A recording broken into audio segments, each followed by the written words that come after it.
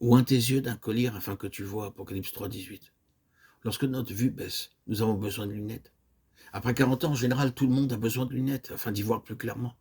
Dans l'Antiquité, les gens ne possédaient pas de lunettes. À cette époque, il n'existait que des colliers. À l'aide d'une poudre noire, ils fabriquaient un collier pour fortifier la vue. Je me souviens de ma propre mère qui, à l'âge de 85 ans, pouvait encore voir clair au moyen de cette poudre. C'est pourquoi le Seigneur Jésus dit, je te conseille d'acheter de moi un collier pour oindre tes yeux, afin que tu vois. Apocalypse 3,18. La Bible, la parole de Dieu est remplie de mystères cachés qui ne peuvent être compris par la sagesse humaine. Il nous faut donc un collier spirituel pour pénétrer et comprendre ces mystères. Dans le psaume 119, verset 18, il est dit « Ouvre mes yeux afin que je contemple les mystères de ta loi ». Cela devrait être notre prière quotidienne. Oh Seigneur, ouvre mes yeux afin que je puisse voir au moyen de ta parole tes mystères célestes. Dans l'évangile de Matthieu, chapitre 13, verset 16, il est dit « Mais heureux sont vos yeux parce qu'ils voient et vos oreilles parce qu'elles entendent ». Les choses qui restent cachées aux gens sages, intelligents, doués, nous sont révélées par l'Esprit.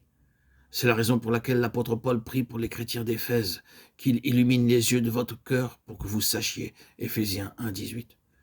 Ce n'est qu'avec les yeux éclairés, de plus en plus illuminés, que nous parvenons à discerner progressivement les mystères, à voir la grandeur de ce salut qui est préparé pour nous et qui nous est révélé dans la parole de Dieu.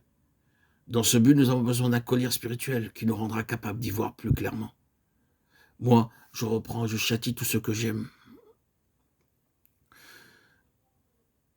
Donc, du zèle, répands-toi. Apocalypse 3, 19. Être disposé, être prêt à se repentir lorsque nous sommes châtiés et repris par le Seigneur.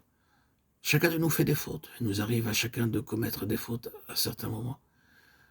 Il nous arrive quelquefois d'être négligents, d'utiliser mal notre temps et notre argent. Parfois, nous sommes trouvés oisifs, perdant notre temps.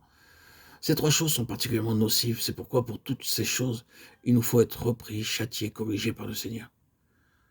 Mais lorsque nous sommes ainsi repris, nous devons nous repentir.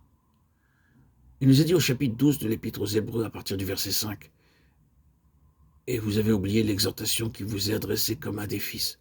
Mon fils, ne méprise pas le châtiment du Seigneur, ne perds pas courage lorsqu'il te reprend, car le Seigneur châtie celui qu'il aime, et il frappe de la verge tous ceux qu'il reconnaît pour ses fils. Supportez le châtiment. C'est comme des fils que Dieu vous traite, car quel est le fils qu'un père ne châtie pas? Mais si vous êtes exempt du châtiment auquel tous ont part, vous êtes donc des enfants illégitimes et non des fils. D'ailleurs, puisque nos pères, selon la chair, nous ont châtiés et nous les avons respectés, ne devons-nous pas, à bien plus forte raison, nous soumettre au Père des esprits pour avoir la vie? Nos pères nous châtiaient pour peu de jours, comme ils le trouvaient bon, mais Dieu nous châtie pour notre bien, afin que nous participions à sa sainteté. Il est vrai que tout châtiment semble d'abord un sujet de tristesse et non de joie. Mais il produit plus tard, pour ceux qui ont été ainsi exercés, un fruit paisible de justice. Lorsque nous sommes repris, lorsque nous sommes corrigés, lorsque nous sommes châtiés par le Seigneur, nous ne devrions jamais nous rebeller, ne pas nous rebiffer, parce que le Seigneur nous aime. Il se voit obligé de nous corriger, de nous redresser. Alors, soyons prêts à nous repentir promptement lorsque le Seigneur nous reprendra.